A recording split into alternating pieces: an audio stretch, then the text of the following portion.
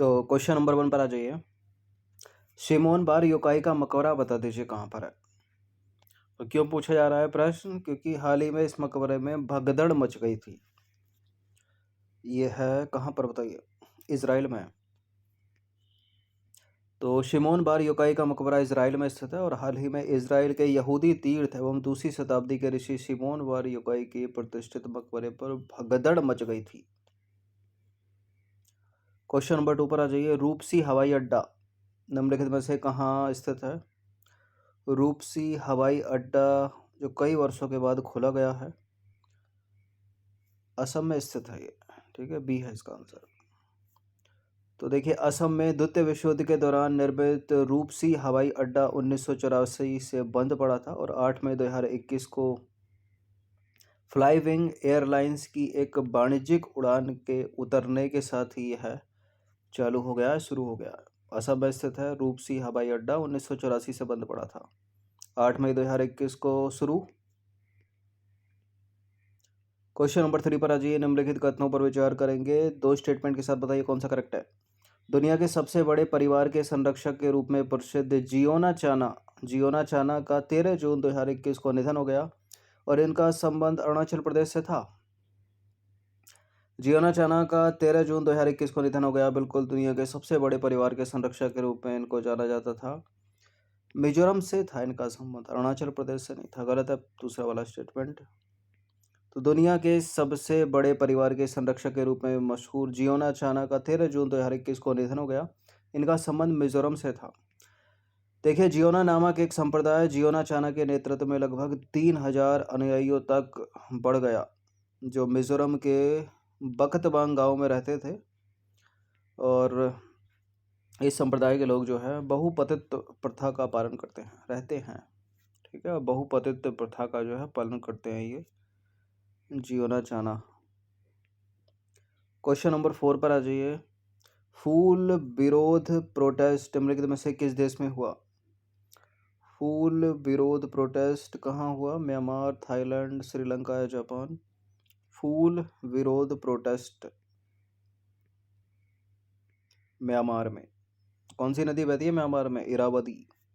तो देखिए, म्यांमार की हिरासत में ली गई नेता आंग सान सूकी के समर्थकों ने उनके 76वें जन्मदिवस के उपलक्ष्य में 19 जून 2021 को अपने बालों में फूल पहने सड़कों पर प्रदर्शन किया। ठीक है, तो म्यांमार है इसका आंसर।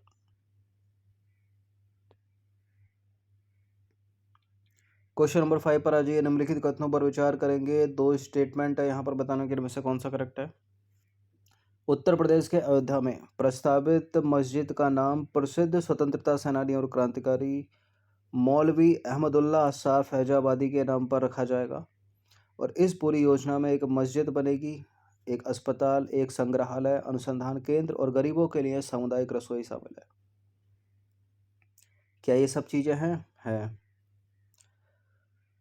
ठीक है, स्वतंत्रता सेनानी और क्रांतिकारी मौलवी अहमदुल्ला शाह फैजाबादी के नाम पर एक मस्जिद प्रस्तावित है अयोध्या में, जहाँ राम मंदिर बना अभी हाल ही में। करेक्ट है दोनों के दोनों स्टेटमेंट। सी हो गया, याद रखिएगा। क्वेश्चन नंबर 6 पर आ जाइए। निम्नलिखित कथनों पर विचार कीजिए एक बार और, दो स्टेटमेंट के साथ बताइए कौन सा करेक्ट है। माय ऑक्टोपस टीचर को सर्वश्रेष्ठ डॉक्यूमेंट्री का 93वां ऑस्कर पुरस्कार प्राप्त हुआ है। नोमैडलैंड फिल्म को 93वां बेस्ट फिल्म ऑस्कर पुरस्कार प्राप्त हुआ है। यानी बेस्ट डॉक्यूमेंट्री 93वें ऑस्कर अवार्ड में और बेस्ट फिल्म 93वें ऑस्कर अवार्ड में दो अलग अलग बातें हैं। तो बेस्ट फिल्म है नोमैडलैंड। इम्पोर्टेंट है कि इसकी जो डायरेक्टर हैं महिला है, एक किसी महिला की फिल्म को जो है ऑस्कर में सर्वश्रेष्ठ फिल्म का पुरस्कार मिला है और ऐसा करने वाली वो दूसरी महिला हैं अब तक की। पहली बार 2009 में मिला था किसी महिला को बेस्ट एक्टर, बेस्ट डायरेक्टर किसी फिल्म के लिए, ये दूसरी महिला हैं। ठीक है, इसलिए इम्पोर्टेंट हो जाता है अभी। ठीक है, नोमैडलैंड की डायरेक्टर कौन है? एक महिला है, 93वां ऑस्कर अवार्ड मिला इनको। और सर्वश्रेष्ठ डॉक्यूमेंट्री के लिए माय ऑक्टोपस टीचर को पुरस्कार मिला 93वें ऑस्कर अवार्ड में। दोनों के दोनों स्टेटमेंट एकदम सही है, सी है इसका आंसर, याद रखिएगा। चलिए क्वेश्चन नंबर 7 पर आ जाइए। निम्नलिखित कथनों पर विचार करेंगे, दो स्टेटमेंट के साथ बताइए कौन सा करेक्ट है। कैथरीन बिगेलो पहली महिला थी जिन्होंने सर्वश्रेष्ठ निर्देशक यानी बेस्ट डायरेक्टर का पुरस्कार सन 2009 में अपनी फिल्म द हर्ट लॉकर के लिए जीता था। और चीनी अमेरिकन डायरेक्टर क्लो झाओ ने 93 अकादमी पुरस्कारों यानी ऑस्कर अवार्डों में अपनी फिल्म नोमैडलैंड के लिए सर्वश्रेष्ठ निर्देशक का पुरस्कार जीता है। वह ऐसी दूसरी महिला बन गई है। तो जो चीज़ अभी बताई उससे रिलेटेड ये दोनों के दोनों स्टेटमेंट पर आधारित प्रश्न है। पहली कोई महिला डायरेक्टर थी जिनका नाम है कैथरीन बिगेलो, जिन्होंने सन 2009 में अपनी किसी फिल्म यानी द हर्ट लॉकर के लिए बेस्ट डायरेक्टर का पुरस्कार जीता था 2009 के ऑस्कर अवार्ड में। ठीक है, और ये दूसरा भी करेक्ट है। चीनी अमेरिकन डायरेक्टर क्लो झाओ 93 ऑस्कर पुरस्कारों में अपनी फिल्म नोमैडलैंड के लिए बेस्ट डायरेक्टर का पुरस्कार जीतने वाली ऐसी दूसरी महिला बन गई हैं। तो दोनों के दोनों करेक्ट हो जाते हैं, सी है इसका आंसर। तो चीनी अमेरिकन डायरेक्टर क्लो झाओ ने 93 ऑस्कर पुरस्कारों में अपनी फिल्म नोमैडलैंड के लिए सर्वश्रेष्ठ निर्देशक का पुरस्कार जीतकर इतिहास रच दिया है। और वह ऐसा करने वाली दूसरी महिला है जिन्होंने ऑस्कर में सर्वश्रेष्ठ निर्देशक का पुरस्कार जीता महिला होते हुए। कैथरीन बिगेलो ऐसी पहली महिला थी जिन्होंने 2009 में अपनी फिल्म द हर्ट लॉकर के लिए पुरस्कार जीता था। क्लो झाओ चीनी अमेरिकन, और यह है best film Nomadland.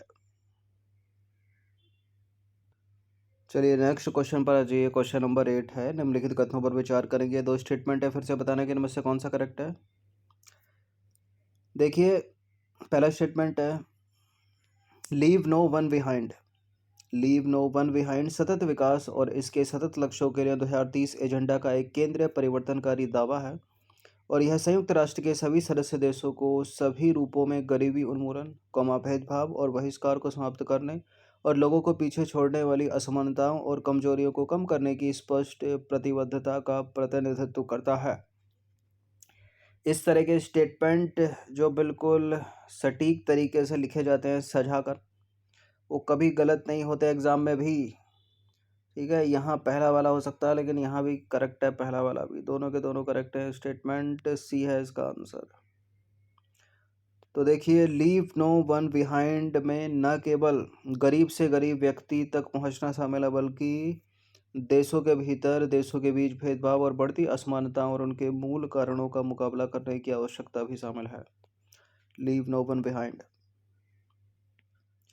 Question number 9 पर आ जाइए। भारतीय निर्देशक या डायरेक्टर गुनीत मोंगा महिला है ये, को निम्नलिखित में से कहाँ का दूसरा सर्वोच्च नागरिक सम्मान प्रदान किया गया है। गुनीत मोंगा को मिला है फ्रांस का दूसरा सर्वोच्च नागरिक सम्मान। ऑप्शन नंबर बी है इसका आंसर। तो निर्माता गुनीत मोंगा को दूसरे सर्वोच्च फ्रांसीसी नागरिक सम्मान से सम्मानित किया गया है। इन्हें लंच बॉक्स, अगर आपने देखी हो मूवी, और मसान जैसी फिल्मों के निर्माता के रूप में जाना जाता है। मोंगा को उनकी इंडो फ्रेंच प्रस्तुतियों के माध्यम से विश्व सिनेमा में उनके योगदान के लिए फ्रांस का night of the order of arts and letters, क्या है, night of the order of arts and letters, France का ये सम्मान जो है प्रदान किया गया है। और ऑस्कर पुरस्कार भी इनको मिल चुका है। प्रोजेक्ट बोल्ट का संबंध किससे है, कौन से राज्य से है प्रोजेक्ट बोल्ट का संबंध? राजस्थान से है। तो हाल ही में राजस्थान में जनजातियों की आय और बांस आधारित अर्थव्यवस्था को बढ़ावा देने के लिए खादी और ग्रामोद्योग आयोग के द्वारा राजस्थान के उदयपुर के आदिवासी गांव निकला मंडवा में एक अनोखी बोल्ट परियोजना शुरू की गई है। इसमें होगा क्या, इसके लिए एक विशेष रूप से असम से लाए गए बांस की प्रजाति बम्बूसा टुल्डा और बम्बूसा पॉलीमोर्फा के 5000 पौधों को ग्राम पंचायत की खाली शुष्क भूमि पर लगाया गया है। ठीक है, बांस की प्रजाति जो असम से लेकर आए गए और राजस्थान के उदयपुर में लगाई गई है। जनजातियों की आय और बांस आधारित अर्थव्यवस्था को बढ़ावा देने के लिए याद रखने का नाम क्या है इसका, प्रोजेक्ट बोल्ड या बोल्ड परियोजना। चलिए क्वेश्चन नंबर 11 पर आ जाइए। डगमारा जल विद्युत परियोजना निम्नलिखित में से किस नदी पर है? डगमारा जल विद्युत परियोजना किस नदी पर है? ये उसी नदी पर है जिस नदी को कहा जाता है बिहार का शोक, यानी कोसी नदी पर है। तो डगमारा परियोजना कोसी नदी पर भीमनगर बैराज से लगभग 22.5 किलोमीटर नीचे दाहिने किनारे पर डगमारा गांव एवं बो किनारे पर सिमरी के पास अवस्थित है और इस जल विद्युत परियोजना के कार्यान्वयन से क्षेत्र में स्वच्छ एवं हरित विद्युत पैदा करने के साथ साथ सामाजिक, आर्थिक और बुनियादी ढांचे के विकास को बढ़ावा मिलेगा और रोजगार के अवसरों में वृद्धि होगी। क्वेश्चन नंबर 12 पर आ जाइए। नॉलेज इकोनॉमी मिशन की शुरुआत कहाँ की गई है? नॉलेज के लिए चाहिए अकल और सबसे अच्छी क्या लिटरेसी कहाँ की है? मतलब एक तरीका याद रखने का हो गया ये, केरल। तो हाल ही में केरल सरकार ने राज्य में नौकरी की संभावनाओं को बढ़ावा देने के लिए नॉलेज इकोनॉमी मिशन की शुरुआत की है, याद रखिएगा। क्वेश्चन नंबर 13 पर आ जाइए। निम्नलिखित कथनों पर विचार करेंगे, दो स्टेटमेंट के साथ बताइए कौन सा करेक्ट है। द ग्रेट रीसेट आर्थिकी की एक नई अवधारणा है। किसने दिया ये? विश्व आर्थिक फोरम के प्रेसिडेंट क्लास श्वाब ने द ग्रेट रीसेट नाम दिया है। इन्होंने दिया है, वर्ल्ड बैंक के डायरेक्टर ने दिया है? इन्होंने दिया है। करेक्ट है दोनों के दोनों स्टेटमेंट, सी है इसका आंसर।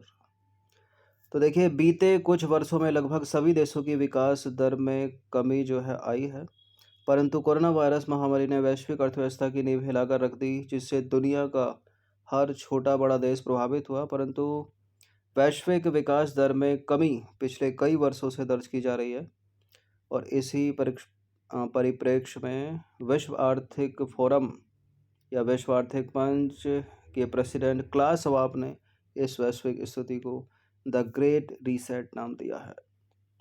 किसने दिया है नाम? Class Schwab. कौन है? वर्ल्ड इकोनॉमिक फोरम के प्रेसिडेंट। नंबर 14 पर आ जाइए। निम्नलिखित में से कौन सा शहर नल द्वारा पेयजल उपलब्ध कराने वाला भारत का पहला शहर बन गया है? ये बड़ा मोस्ट इंपॉर्टेंट प्रश्न है, अभी पैट का एग्जाम हुआ था उसमें पूछा नहीं गया है। इसका उत्तर है पुरी, लेकिन यूपी पीसीएस में बड़ी संभावना है पूछे जाने की। पुरी याद रखिएगा। तो उड़ीसा के मुख्यमंत्री नवीन पटनायक ने 26 जुलाई 2021 को पुरी में ड्रिंक फ्रॉम टैप परियोजना या प्रोजेक्ट का उद्घाटन किया। इस तरह से पुरी का जो उड़ीसा शहर है 24 घंटे सीधे नल से उच्च गुणवत्ता वाला पेयजल उपलब्ध कराने वाला भारत का पहला शहर। हर वो चीज़ इंपॉर्टेंट है जो पहली है। ऐसा कभी 20 साल पहले होता था कि नल से सीधे पीने का पानी निकालते थे लोग, आजकल तो कहीं नहीं होता। ठीक है, तो पहला शहर है। ठीक है, drink from tap project Puri. Question number 15 पर आ जाइए, अंतिम प्रश्न है ये। 5 जून 2021 को पर्यावरण दिवस के अवसर पर nano biotechnology research centre Kalol Gujarat द्वारा निर्मित नैनो तरल यूरिया की पहली खेप किस प्रदेश में भेजी गई है? जिस प्रदेश में भेजी गई है बड़ा इंपॉर्टेंट है, क्योंकि उसी की परीक्षा है। उत्तर प्रदेश में भेजी गई है और ये नैनो लिक्विड यूरिया या नैनो तरल यूरिया यूपी पीसीएस और यूपीएससी के फेवरेट प्रश्न हैं, बड़े क्वेश्चन बनाती है इनसे। ठीक है, अभी तक 40 से 50% जो है यूरिया मिलता था, जो लोकल यूरिया मतलब सामान्य यूरिया होता था, लेकिन नैनो लिक्विड यूरिया से जो है 80% से अधिक नाइट्रोजन मिलेगी पौधों को। यूपीएससी तो कर चुकी है इसे ऑलरेडी प्रश्न इसके ऊपर। तो 5 जून 2021 को, और नीम लेपित यूरिया पे भी किया था 2017-16 में उसने। तो 5 जून 2021 को पर्यावरण दिवस के अवसर पर नैनो बायोटेक्नोलॉजी रिसर्च सेंटर कोलोल जो गुजरात का है, उसके द्वारा निर्मित नैनो तरल यूरिया की पहली खेप जो है उत्तर प्रदेश के किसानों के लिए भेजी गई है। और परंपरागत यूरिया से यानी सामान्य यूरिया से पौधों को नाइट्रोजन जो है 30 से 40% ही प्राप्त होती है, जबकि नैनो लिक्विड यूरिया से, नैनो तरल यूरिया से पौधों को जो नाइट्रोजन मिलेगा वो 40% से अधिक प्राप्त होगी। ठीक है, जिसको नाइट्रेट में बदलेंगे वो याद रखना। नैनो लिक्विड यूरिया नाइट्रोजन का परसेंट कितना? 80% से ऊपर।